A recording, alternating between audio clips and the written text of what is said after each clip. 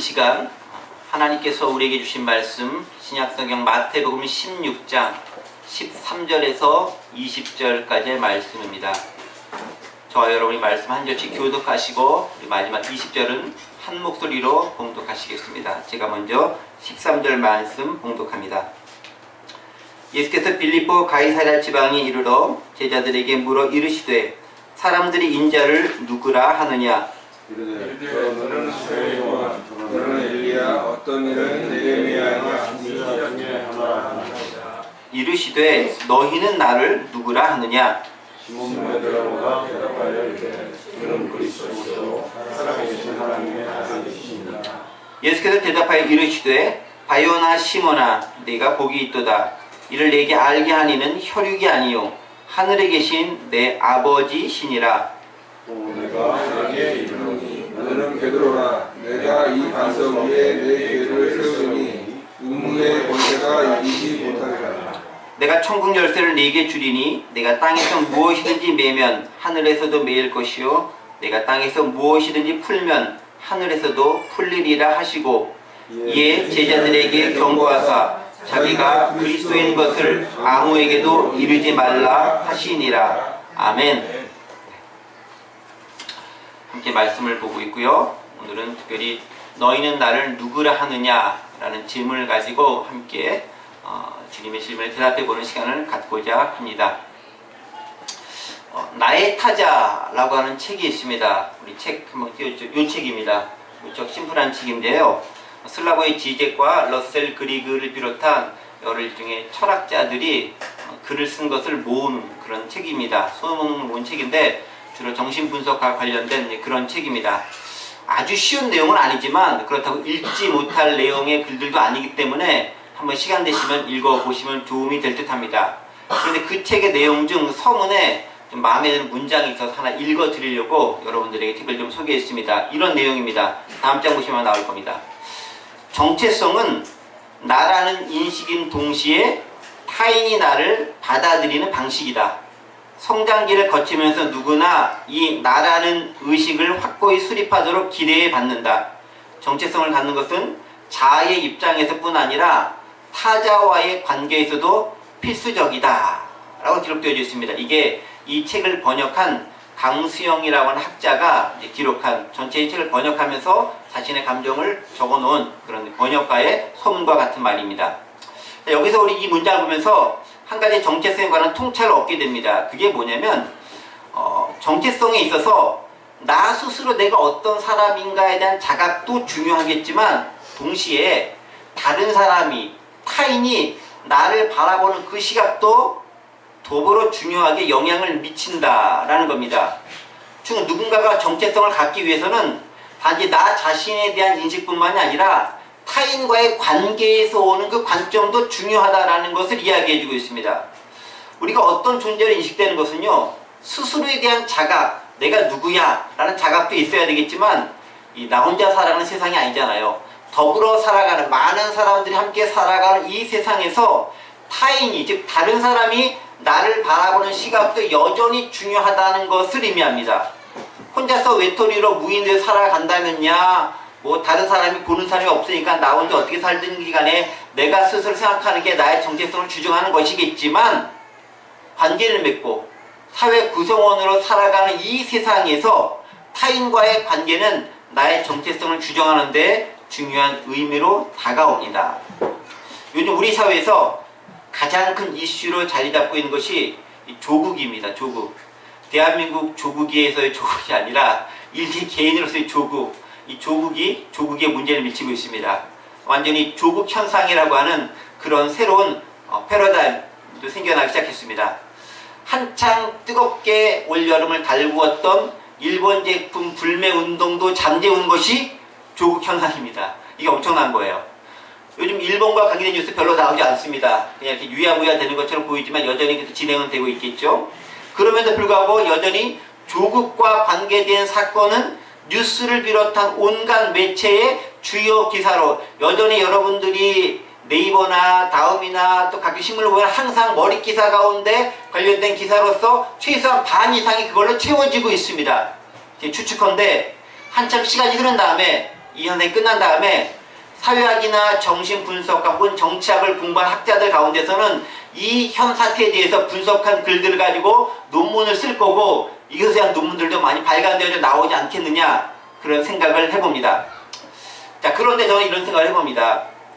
이 현 사회의 조국 현상을 보면서 도대체 이 조국의 정체성이 뭔가에 대한 의문과 질문을 좀 갖게 됩니다. 조국 도대체 누구야? 조국 도대체 뭐야? 그런 생각을 갖게 되는 거죠.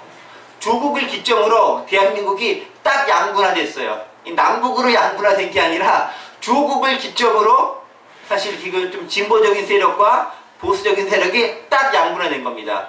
한쪽은 극렬하게 조국을 반대하며 국가를 몰락시키는 파렴치한 놈이다 라고 이야기하고 있고, 다른 한쪽은 그래도 그만한 사람이 없는데 그를 통해서라도 개혁은 이루어져야 된다 라고 주장하면서 지지하는 세력들이 있습니다.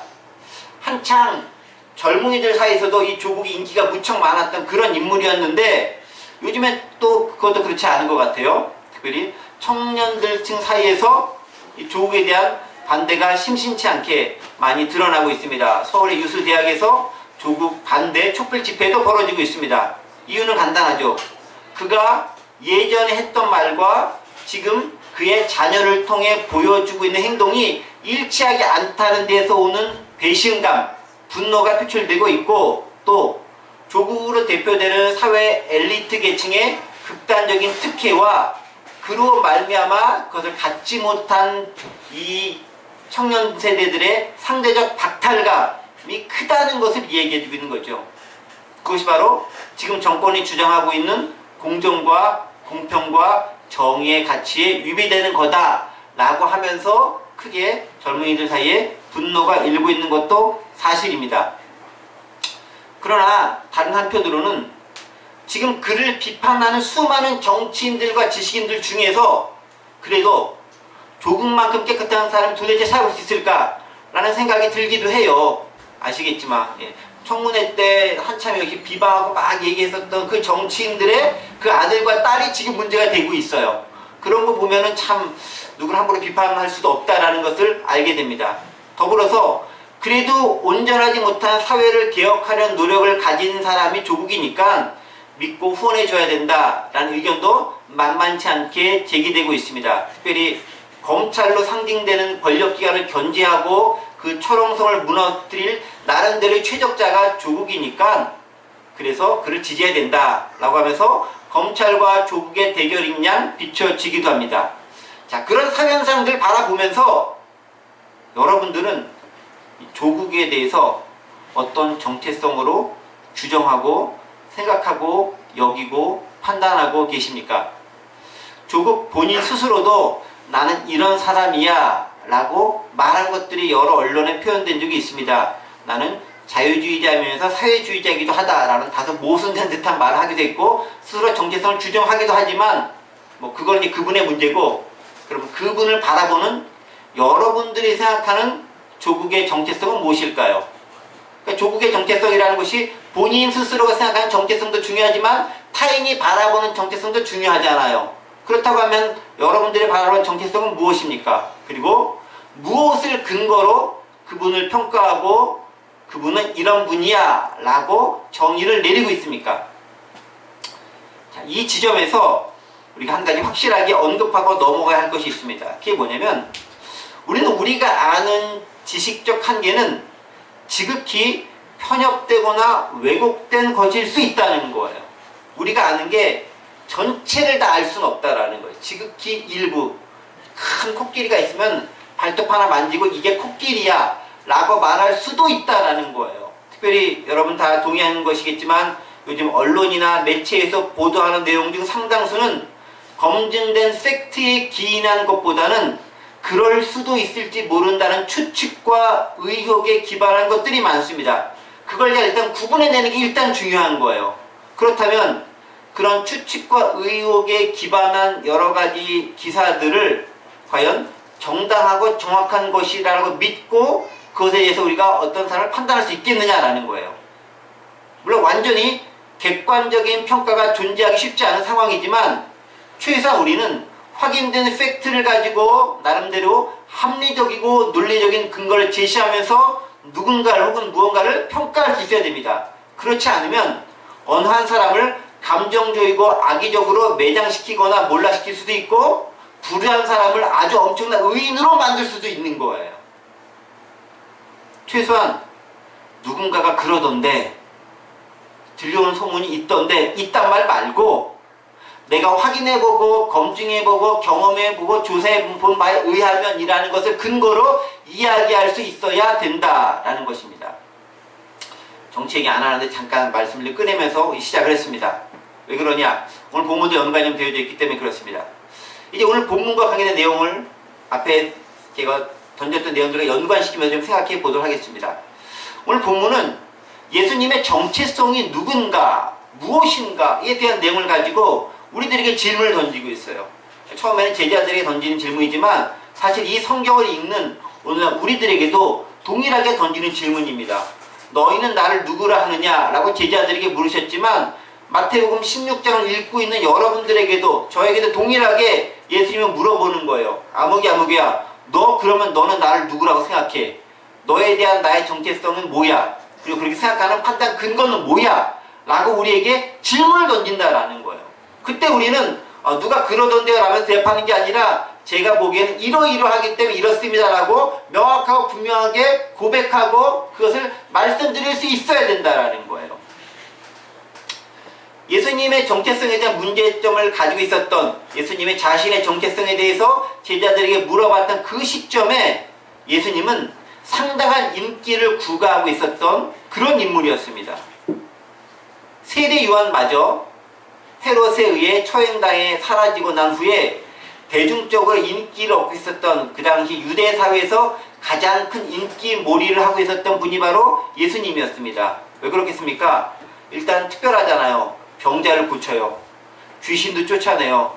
말 한마디로 놀라운 권세가 이루어져요. 그가 뭘 한마디 선포하면은 그 당시 있었던 바리새인들이나 뭐 좀 안다고 생각했던 많은 사람들이 가르치는 것과는 비교도 될 수 없을 만한 권위적인 것들이 쏟아지고 누구도 굴복하지 않을 수 없게 만들어집니다.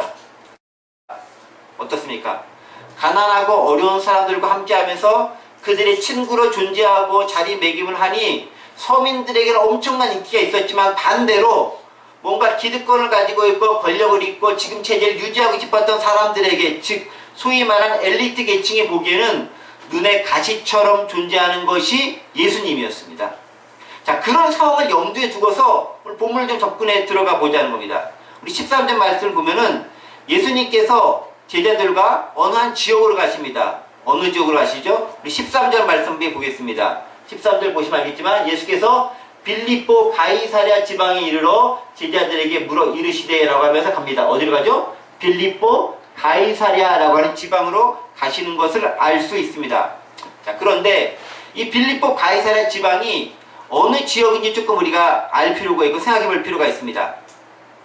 예수님께서 제자들과 대화를 나누시기 위해 내가 누군지 너희 좀 말 좀 해봐 라고 묻고 교제를 나누시기 위해 택한 장소가 어디냐면은 가이사랴 빌립보 지방, 또 빌립보 가이사랴라고 하는 그런 지방이에요. 근데 이 지역이 조금 독특한 지역이에요. 어떤 지역이냐면요, 일단 지정학적 특성상 유대 땅 전체 봤을 때 갈릴리 호수가 상당히 전체 이스라엘의 상당히 북쪽에 위치하고 있습니다. 갈릴리 호수가 북쪽이에요. 그런데 그 갈릴리 호수로부터도 북쪽으로 40km 좀 더 위쪽으로 올라간 지역이 있어요. 그러니까 상당히 북경 지역쯤 되는 곳이에요. 이스라엘 땅일 수도 있고 아닐 수도 있는 그런 지역입니다. 바로 더 위로 올라가면 헐몬산이라고 해서 항상 그 눈이 있는, 그래서 그 눈이 흘러내려와 있는 그 눈이 흘러서 강을 이루고 있는 그 지역이 바로 이 가이사랴 빌립보라고 하는 지역입니다. 근데 이 지역은 이방인들도 많이 살고 있는 그런 지역이에요. 근데 지역 이름이 아까 뭐라고 그랬죠? 가이사랴 빌립보. 여기는 빌립보 가이사랴. 이게 이제 그 개혁개적이냐 개혁 성경에 따라서 빌립보 가이사랴일 수도 있고 가이사랴 빌립보일 수도 있어요. 약간 다르게 나오는데 어떻게 똑같은 지명이에요. 지명 이름이 가이사랴도 들어가고 빌립보도 들어가요. 왜 그렇겠어요? 여러분, 그것은 뭐냐면 당시 로마 황제를 지칭하는 단어가 뭐냐면은 가이사라예요. 우리말로 시저.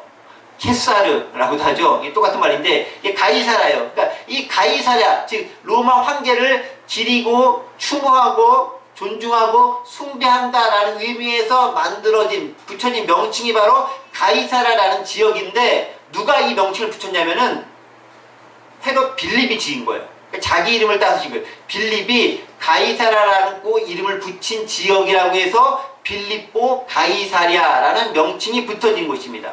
그런데 보세요. 왜 가이사랴라는 이름을 붙이겠습니까? 그 당시 항상 로마의 지배가 있었고 로마를 황제처럼 황제인 로마를 신처럼 숭배하던 사회가 당시 사회인 거예요. 그러니까 이 가이사라는 지역은 우리의 황제인 가이사라가 신이야 라고 숭배하던 의미를 깔고서 통치 기반으로 잡고 있었던 지역이라는 의미가 있습니다. 또 한 가지 어떤 곳이냐면요, 이 가이사랴 빌립보 지방은 뭐냐면은 예전부터 그리스의 신이라고 하는 판이라고 하는 신이 있습니다. 예전에 그 영화 제목에 판의 미로라고 하는 그런 여러분 영화도 있었는데요. 그 판이 뭐냐면은 그 이방 신을 지칭하는, 특히 다산을 상징하는 지칭하는 신의 이름이 판이에요. 이 판을 숭배하고 섬기는 신전도 있었습니다. 왜냐하면 전설상 이곳이 판이 태어났던, 탄생했던, 출생했던 지역이라고 믿기 때문에 그곳에서 그 다산을 상징하는 그 여신을 숭배하기도 했습니다. 그러니까 빌립보 가이사라는 지역은 뭐냐면 지역적으로 유대 땅과는 약간 떨어진 북쪽으로 정치적 영향력을 행사하는 황제 숭배와 문화 종교적 영향력이 있는 그리스 여신인 판을 숭배하는 그런 지역이었다라는 거예요. 그러니까 유대교적 영향력이 상당히 미비한 그런 지역이었다는 것입니다. 근데 바로 그곳으로 예수님께서 제자들 데리고 이동하십니다. 그리고 제자들에게, 그리고 당사자들에게 너희는 나를 누구냐라고 물어보시는 거예요. 그리고 당시 사람들이 나를 어떻게 생각하고 있느냐라고 그 지역에서 물어보시는 거예요. 이유가 있는 거예요. 예루살렘에서 물어보시는 것도 아니고 갈릴리에서 물어보시는 것도 아니에요. 가이사랴 빌립보라고 하는 저 지역, 이방 지역 그 끝자락에 가서 물어보시는 거예요. 즉 이방 신들이 중심이 되고 그들의 영향력이 가득한 바로 그곳에서 나는 너에게 어떤 의미야? 내 정체성은 뭔지 너희는 알아? 너는 어떻게 생각하고 있어? 라고 물어보시는 거예요. 오늘 우리 사회랑 비슷한 거예요. 예수님을 가장 잘 믿는 그곳이 아니라 혼합주의, 개인주의, 그리고 여러가지 이교적 사상, 포스트 모더니즘 이런 것이 혼합된 곳에서 강한 기독교의 영향력이 아니라 기독교의 영향력이 갈수록 미미해져가는 그 환경 가운데서, 그런 상황 가운데서 너희는 나를 누구라고 생각해?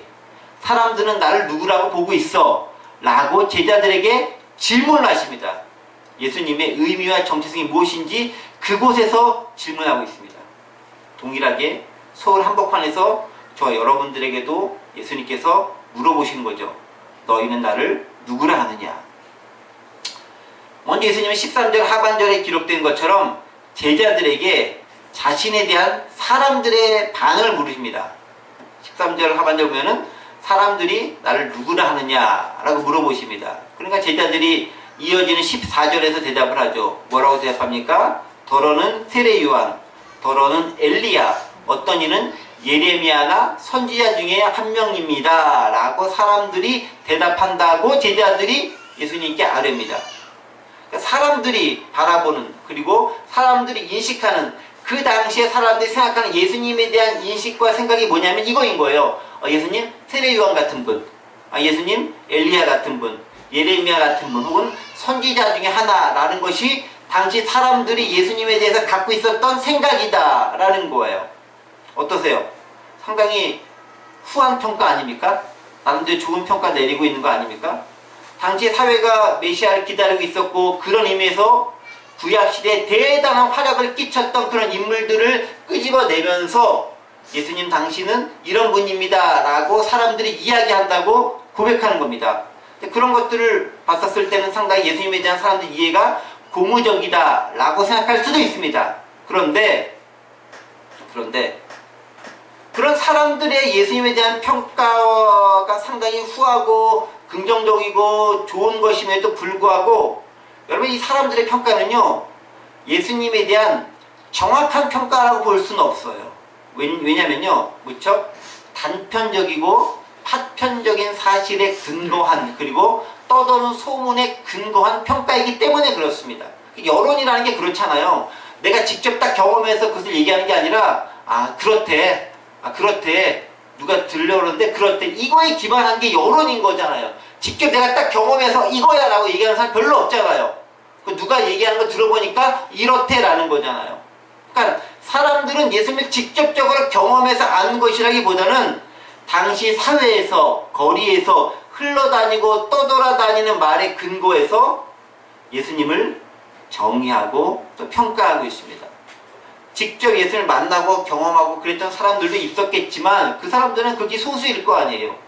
그런 것을 바탕으로 해서 예수님의 정체성을 주장하는 것이 아니라 소문에 근거한, 들려오는 말에 근거한, 그죠? 내 감상적 평가에 근거한 예수님의 평가가 세례 요한이다, 엘리야다, 예레미야다, 선지자 중 하나다 라는 평가였다는 것입니다. 사실 우리도 많은 부분을 그와 같은 기준에 의해서 평가할 수 있습니다. 정확하게 내가 경험해서 아는 것이 아니라, 명확한 팩트에 근거한 사실로 안 것이 아니라 떠돌아다니는 소문에 근거해서 판단하는 경우가 많습니다. 그런데 아시겠지만 그게 얼마나 불확실하고 그것이 얼마나 부정확합니까? 또 여론이라는 것이 여러분 아시겠지만 누군가가 호도하고 매도하려고 마음만 먹으면은 거짓 정보 조금만 흘려서 영향 있는 사람들이 그게 마치 사실인 것이냐 공부하고 다니면 그게 그냥 사실인 것처럼 믿어지는 거예요. 그게 여론인 것이고 그게 소문이다라는 거죠. 때문에 이게 의도와는 다르게 왜곡된 것일 수도 있고 거짓된 정보일 수가 참 많아요. 때문에 예수님도 다른 사람들이 나를 바라보는 것에 대해서 그렇게 큰 신경을 쓰지 않아요.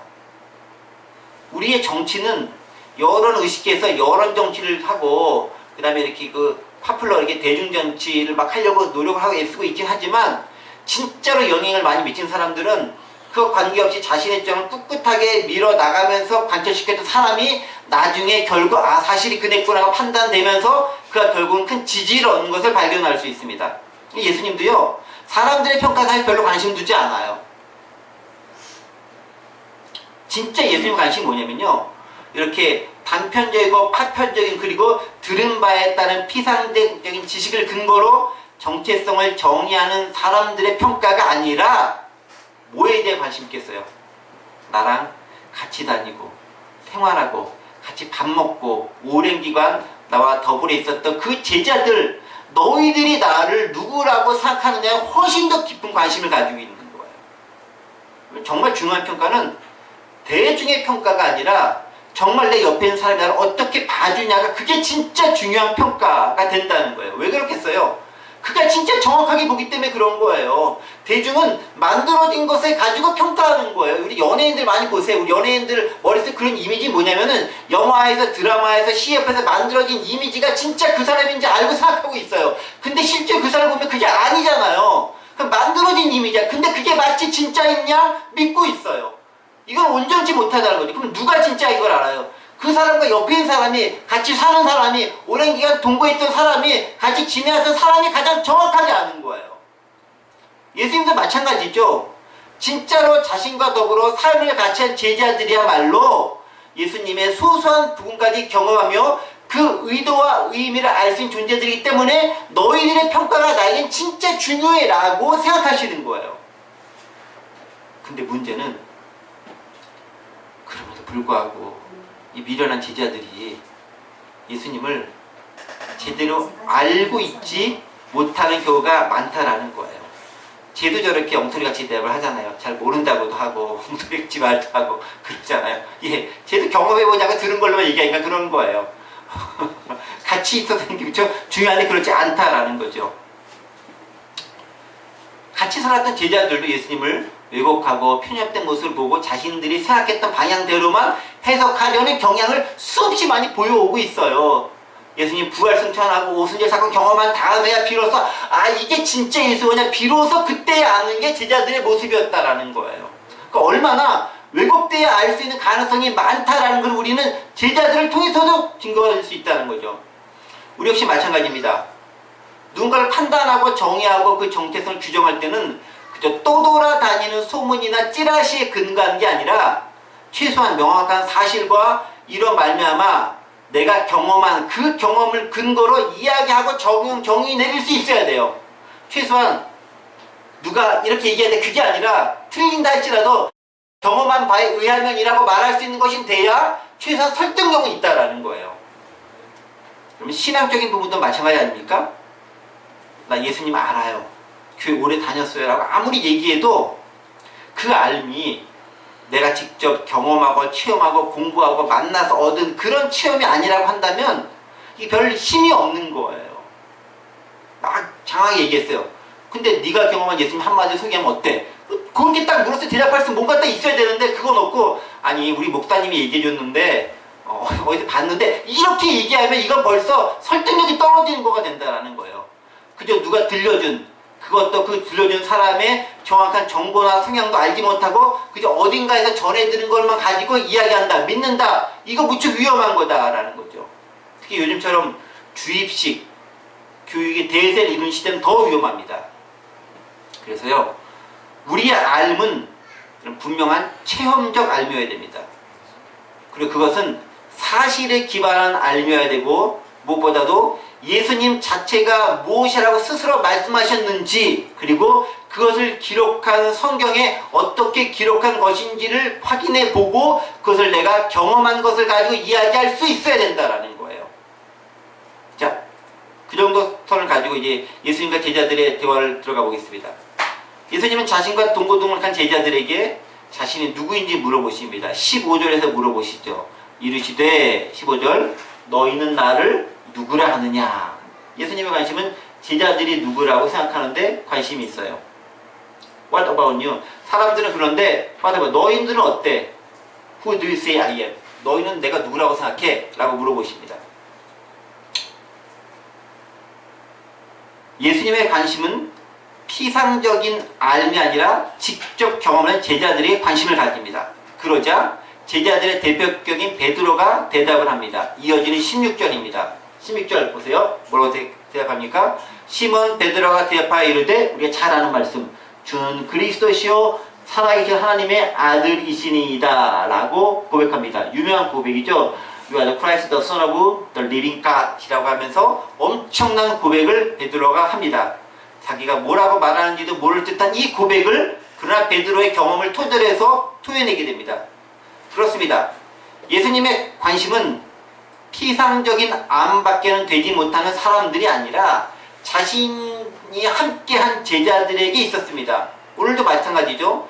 잘 알지 못하는 믿지 않는 많은 사람들보다 소위 교회 다닌다고 하는 신앙을 가졌다고 하는 예수님을 믿는다고 하는 사람들이 예수님에 대해 어떻게 고백하는 것인가에 대해서 예수님은 더 많은 관심을 가지고 계세요.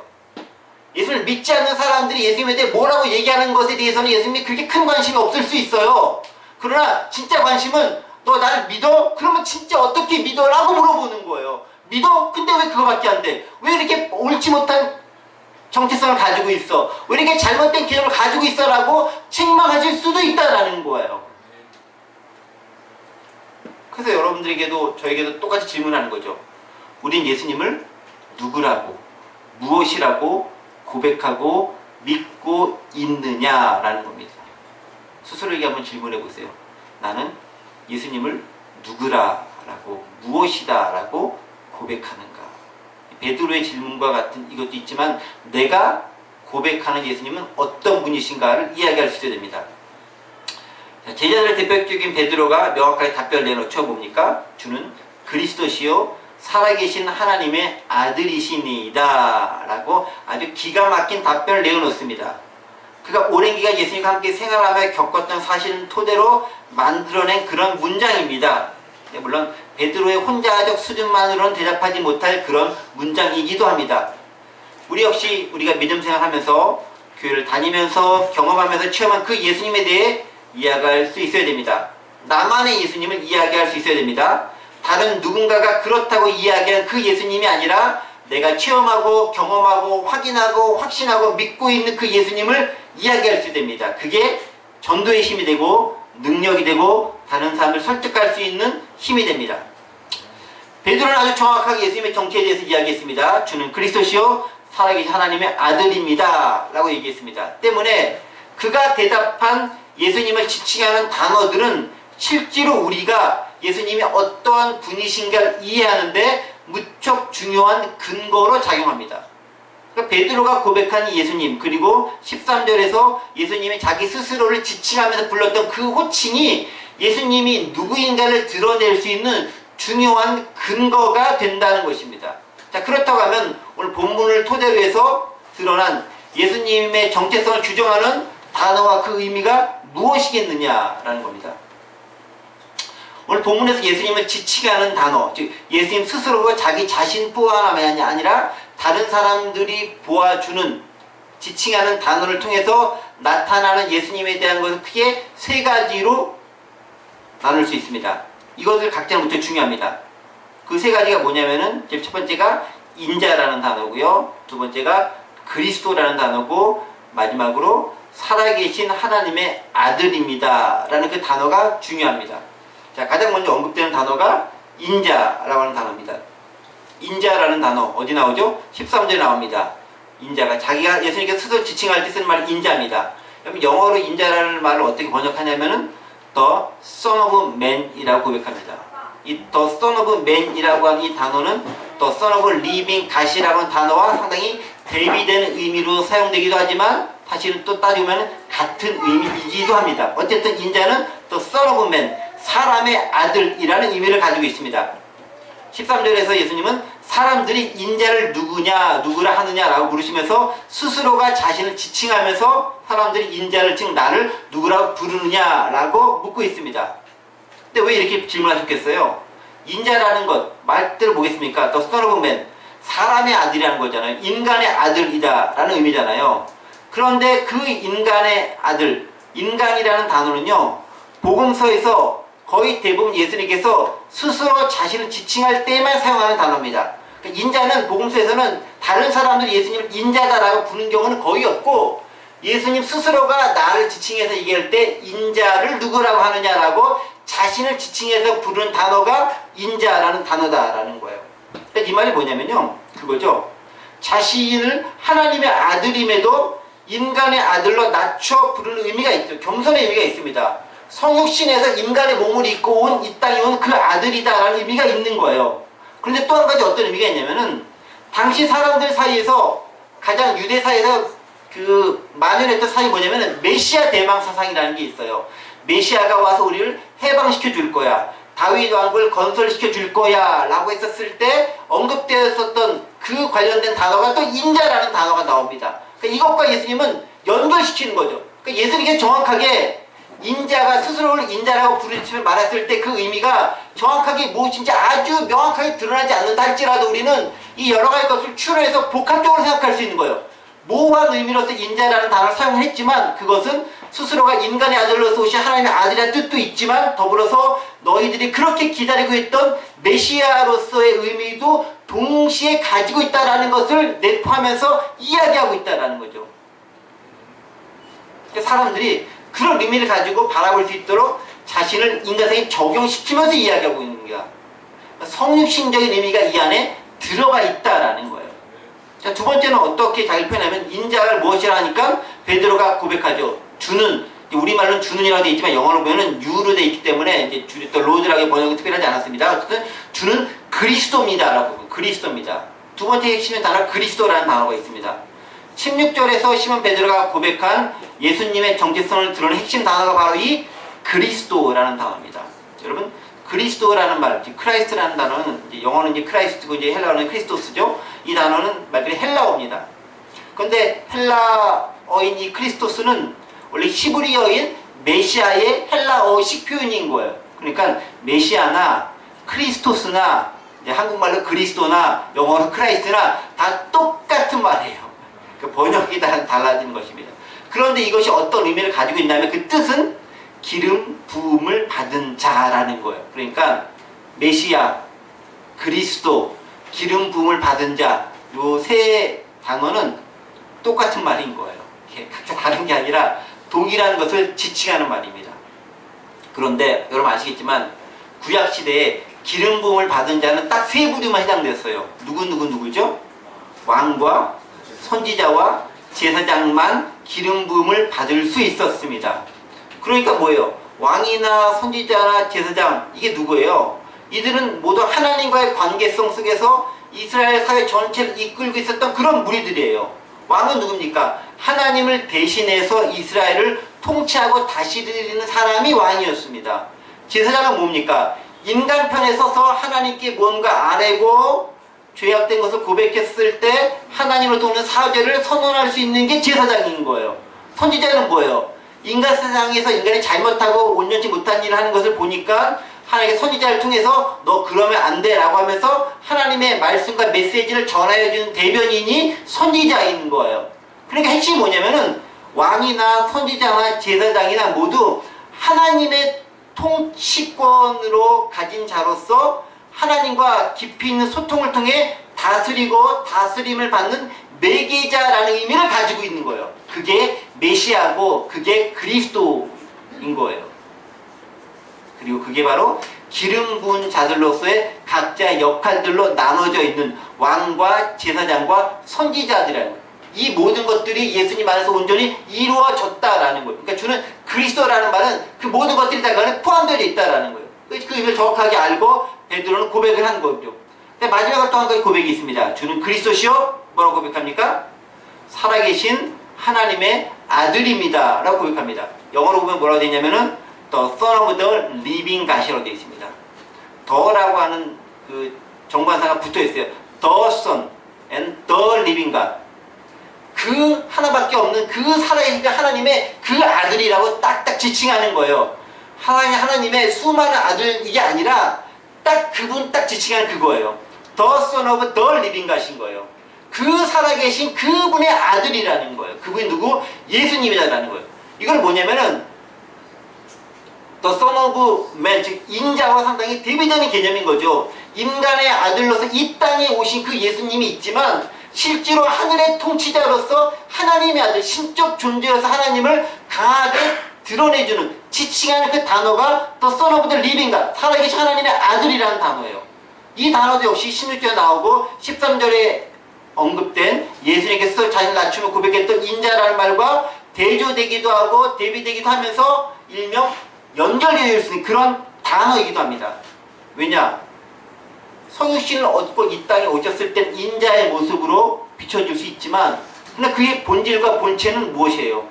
하나님의 아들로서 천상에서 온 우주를 다스리고 통치하고 창조하시고 섭리하신 분으로 여전히 존재하고 계신다라는 것을 우리에게 이야기해 주기 때문에 그래요. 그래서 하나님의 아들은 땅이 아닌 하늘이라는 통치 공간으로 신적인 신분을 지니고 있음을 단적으로 드러내주는 그런 표현입니다. 그러니까 뭐냐면 이거예요. 예수님은 인간이면서 동시에 하나님이고 그분의 사명은 하나님과 인간 사이의 중보적 역할로 온 땅과 하늘을 하나님의 통치로 다스리는 데 있다라는 거예요. 그게 이제 이 명칭 가운데 드러나 있는 거죠. 그리고 그것을 어떻게 고백하고 믿느냐 하는 것은 우리에게 던져진 과제가 되는 것입니다. 이 하나의 호칭과 관련된 것은 나중에 또 기회가 되는 대로 제가 이렇게 시리즈를 제가 설계를 한번 하도록 하겠습니다. 자, 그런데 여기서 우리가 또 잊지 말아야 중요한 것이 있어요. 이렇게 고백한 그리스도, 그 다음에 살아계신 하나님의 아들, 인자와 더불어 중요한 것이 뭐냐면 이것이 다 베드로의 신앙 고백 가운데 들어있는 것들이고 예수님이 스스로 자신을 지칭한 그 호칭 가운데 들어있는 것들인데 이것은 그것을 단지 아는 데 있는 것이 아니라 그렇게 고백하는 자에게 주신 놀라운 상급과 특혜가 있다라는 거예요. 아, 주님이 그런 분이시구나. 땡! 끝이 아닌 거예요. 그것을 믿고 고백하는 자에게 주신 놀라운 상급과 특혜가 있습니다. 그게 뭐냐면 요한복음 1장 12절에 드러나는 말씀이 바로 그 말씀이에요. 어떤 말씀이 있습니까? 요한복음 1장 12절 14절 보면 영접하는 자, 곧 그 이름을 믿는 자들에게는 하나님의 자녀가 되는 권세를 주셨으니 혈통으로나 육정으로나 사람의 뜻으로 나지 아니하고 오직 하나님으로부터 난 자들이니라 라고 하면서 아까 말한 그 호칭들을 믿고 따르고 영접하는 자에게 하나님의 자녀가 된다라고 이야기해주고 있습니다. 그렇죠? 바로 위와 같은 고백을 하는 자들을 바로 하나님은 자녀로 삼아주시고 천국을 소유하며 하나님 나라에 들어갈 수 있는 자격을 갖게 된다고 이야기하고 있습니다. 우리가 예수님을 제대로 알고 그 정체성을 제대로 알고 인식하며 신앙을 고백해야 할 이유가 바로 여기에 있는 거죠. 어떻게 해요? 우리의 운명과 우리의 미래가 그 고백 가운데, 그 지식 가운데, 그 정체성에 대한 바른 깨달음 가운데 달려있기 때문에 그렇습니다. 감사한 것은 여기 앉아계신 여러분들은 모두 이런 신앙 고백적 토대 위에 있는 사람이라고 저는 믿기 때문입니다. 그런데 이 질문 한 가지 중요한 포인트만 말씀드리고 오늘 말씀 마치려고 합니다. 바로 이런 놀라운 예수님에 대한 신앙 고백, 즉 예수님의 정체성이 누군가에 대한 신앙 고백과 이에 대한 바른 인식이 가능한 이유는 뭐냐면, 우리가 어떻게 알 수 있냐면 성령께서 가르쳐 주셔야만 알 수 있다라는 거예요. 이거 무척 중요합니다. 그냥 지식으로 깨달아 내가 아는 게 아니라 성령께서 가르쳐 주셔야 된다. 17절 말씀 같이 함께 한 목소리로 함께 읽어보도록 하겠습니다. 17절 말씀 읽습니다. 시작. 예수께서 대답하여 이르시되 바요나 시몬아 내가 복이 있도다. 이를 내게 알게 하니는 혈육이 아니요 하늘에 계신 내 아버지시니라. 아멘. 자, 베드로의 신앙 고백이 가능하도록, 베드로가 예수님이 이런 분입니다 라고 고백이 가능하도록 알게 한 분이 누구라고요? 하늘에 계신 아버지가 그렇게 만드셨다라고 고백하고 있습니다. 분명하게 드러난 것이, 이 모든 것을 알고 깨닫게 된 것은 하나님의 특별한 은혜가 아닌 것은 불가능하다라는 거예요. 기독교가 다른 종교와 정말 차별되는 가장 큰 것이 뭐냐면, 내가 깨달음을 통해서 하나님을 아는 게 아니에요. 내가 자각을 통해서 구원의 경지에 들어서는 것이 아니에요. 기독교는 철저하게 계시의 종교인 거예요. 내 속에서 드러나서 알아서 발견되어져 가는 그런 종교가 아닌 거예요. 외부에서 하나님께서 그 성령의 모습을 우리에게 알려주시고 그것을 통해 내가 깨달아야 비로소 알게 되는 게 기독교의 기독교의 깨달음의 차별성이다. 그래서 하나님이 깨닫게 해주셔야 아는 거예요. 성경을요, 아무리 읽어도 주님께서 깨닫게 해주지 않으면 그냥 소설인 거고, 그냥 역사책인 거고, 그냥 시인 거고, 그냥 이야기인 거예요. 그런데 성령의 깨달음이 있어야 그것이 내게 의미 있게 다가오면서 나를 변화시키는 레마의 말씀으로 작용할 수 있다라는 거예요. 그래서 우리가 누가 누군지를 알기 위해서는 하나님 경험과 더불어서 성령께서 나를 알 수 있도록 만들어 주셔야 되는 거예요. 여러분들이 성경 공부할 때, 성경 읽을 때, 예배할 때, 말씀 들을 때 반드시 뭘 기도했냐면은, 하나님 나로 하여금 깨달을 수 있도록 도와주옵소서. 성령님 나로 하여금 알아들을 수 있도록 도와주옵소서. 내게 무엇이 진리인지 발견할 수 있는 통찰력을 주옵소서라고 기도하면서 그분의 도우심을 구해야 되는 거예요. 그게 없으면 솔직히 말하면 오해할 수도 있고 왜곡되게 할 수도 있고 잘못되게 할 수도 있는 거예요. 그러면 안 되잖아요. 같이 공부하고 같이 예배 자리고 같이 나아가는데 엉뚱하게 알고 다르게 알면 안 되는 거잖아요.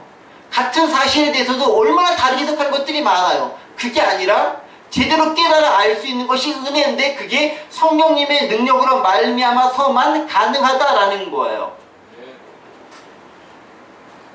말씀을 정리하겠습니다. 여러분은 예수님을 누구라고 정의하고 어떻게 알고 있습니까? 예수님의 정체성이 누구냐라고 어떻게 고백하겠습니까? 베드로는 주는 그리스도시요 살아계신 하나님의 아들입니다 라고 고백했습니다. 그러면 베드로의 고백이고, 그 고백을 바탕으로 저와 여러분들이 고백할 수 있는 예수님은 어떤 분이십니까? 누구에게 전해들은 말로써, 누가 이렇게 말하니까 떠돌아다니는 가르쳐 준 것으로 해서 고백이 아니라 스스로가 직접 경험하고 체험하고 말씀으로써 내가 깨달아진 그 예수님은 어떠한 분이십니까? 그 예수님에 대한 명확한 고백과 그 예수님에 대한 명확한 인식, 신앙이 있어야지 내가 제대로 된 믿음을 가지고 주님께 나아갈 수 있겠다라는 거예요. 내가 경험하고 확인하고 배운 성경을 통해 확신한 사실이 아닌 엉뚱한 것에 기초하면 안 된다라는 것입니다. 지식은 필요하고 정체성에 대한 바른 자각 무척 중요합니다. 때문에 예수님께서 너희는 나를 누구냐 하느라 라는 질문에 우리가 솔직하고 정확하게 대답하기 위해서는 내가 경험한 예수님, 내가 체험한 예수님, 내가 성령으로서 직접 배운 그 예수님에 대한 인식과 자각이 있어야 됩니다. 그리고 신앙은 바로 그 토대 위에 비로소 쌓여갈 수 있어요. 이게 없으면 무척 연약한 토대 위에, 모래 위에 세운 신앙이 될 수도 있는 거예요. 그래서 베드로의 이 놀라운 고백 위에 교회가 서가는 것도 같은 이치인 거죠. 18절 말씀 한 말씀만 보도록 하겠습니다. 18절 보겠습니다. 또 내가 내게 이르노니 너는 베드로라. 내가 이 반석 위에 내 교회를 세우리니 음부의 권세가 이기지 못하리라. 그 반석이 뭐예요? 예수를 그리스도로 온전히 고백할 수 있는 신앙 고백의 그 믿음의 반석 위에 우리의 교회가 서가고 하나님의 나라가 든든히 서갈 수 있는 거예요. 이게 흔들리면 다 흔들리게 된다는 것입니다. 다시 한번 질문하며 말씀 믿습니다. 여러분들은 예수님을 누구라 라고 믿습니까? 어떻게 고백합니까? 예수님의 정체성은 무엇이다 라고 여러분들은 고백합니까? 그 질문에 다른 사람의 것이 아닌 내 것으로 체험되어진 고백을 통해, 온전한 신앙 고백을 통해 하나님의 믿음이 굳건히 서갈 수 있는 저와 여러분들, 그리고 우리 구역하는 공동체가 되기를 간절히 원합니다. 기도합니다.